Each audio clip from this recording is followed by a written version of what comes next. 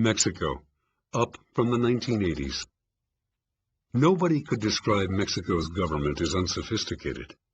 The president's inner circle, the so-called científicos, were well-educated young men who wanted Mexico to become a modern nation and believed that this required close integration with the world economy. Foreign investors were welcomed, their property rights assured, and, impressed with the progressive leadership, such investors came in large numbers, playing a crucial role in the country's modernization. Okay, I've just played a trick on you. I'm not describing a recent Mexican government. I'm describing the regime of Porfirio Diaz, who ruled Mexico from 1876 until his regime was overthrown by a popular uprising in 1911. The stable government that emerged after the ensuing decade of civil war was populist, nationalist, suspicious of foreign investors in general, and the United States in particular. Members of the new regime, the wonderfully named Institutional Revolutionary Party, or PRI, wanted to modernize Mexico, but they wanted to do it their way. Industries were developed by domestic companies to serve the domestic market, sheltered from more efficient foreigners by tariffs and import restrictions. Foreign money was acceptable as long as it did not bring foreign control. The Mexican government was happy to let its companies borrow from U.S. banks as long as the voting shares remained in local hands. This inward-looking economic policy may have been inefficient. Aside from the maquiladoras, export-oriented factories that were allowed to operate only in a narrow zone near the U.S. border, Mexico failed to take advantage of the rising tide of globalization.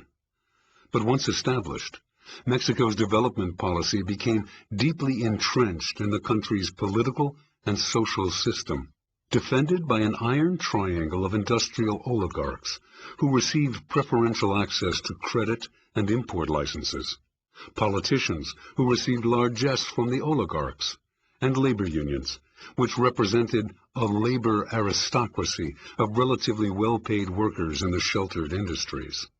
Until the 1970s, it must also be said, Mexico was careful not to overreach financially. Growth was disappointing, but there were no crises. In the late 1970s, however, that traditional caution was thrown to the winds. The Mexican economy entered a feverish boom, fed by new oil discoveries, high prices for that oil, and large loans from foreign banks. As the economy heated up and money came rolling in, few people saw the warning signs. There were scattered press stories suggesting some emerging financial problems. But the general view was that Mexico, and Latin America in general, posed few financial risks. This complacency can be quantified. As late as July 1982, the yield on Mexican bonds was slightly less than that on those of presumably safe borrowers like the World Bank, indicating that investors regarded the risk that Mexico would fail to pay on time as negligible.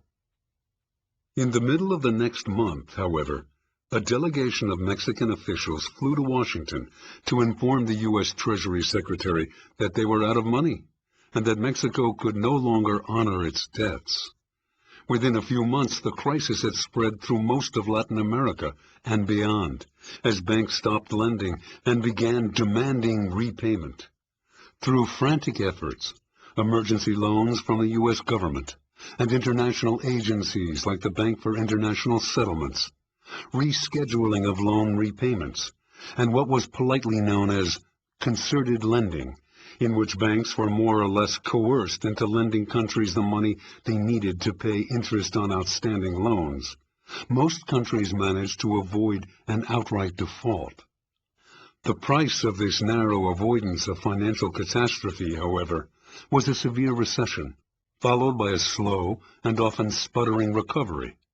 By 1986, Mexican real income per capita was 10% lower than it had been in 1981, and real wages, eroded by an average inflation rate of more than 70% over the preceding 4 years, were 30% below their pre-crisis level.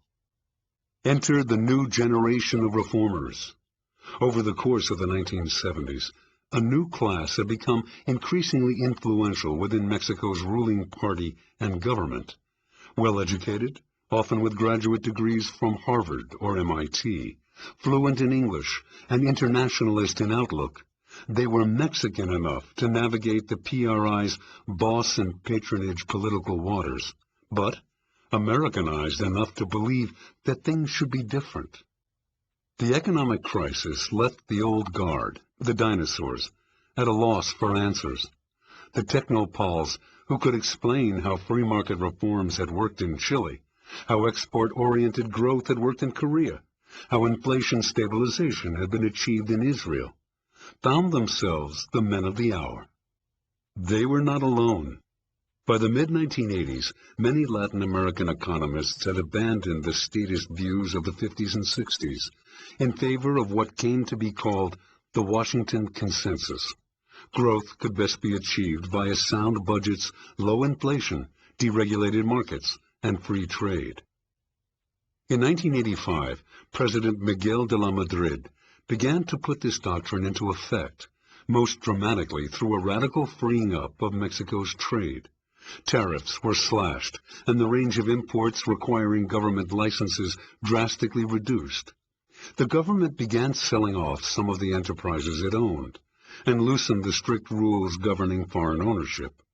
Perhaps most remarkable of all, de la Madrid designated as his successor not one of the usual PRI bosses, but a champion of the new reformers, Planning and Budget Secretary Carlos Salinas de Gortari, himself possessed of a degree from Harvard's Kennedy School of Government, and surrounded by a staff of highly regarded economists trained mainly at MIT.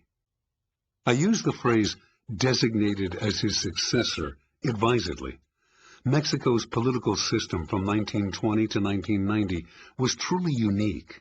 On paper, it was a representative democracy. In recent years, that piece of fiction has, amazingly, started to become reality. But in 1988, the year Salinas was elected, Mexican democracy was really a sort of souped-up version of traditional Chicago politics, a one-party system in which votes were bought through patronage, and any shortfall was made up through creative vote counting. The remarkable thing about this system, however, was that the president himself, while very nearly an absolute monarch during his 6-year term, could not seek a second term. He would step down, somehow having become wealthy during his tenure, and hand over the reins to a designated successor who would be nominated by the PRI and inevitably win.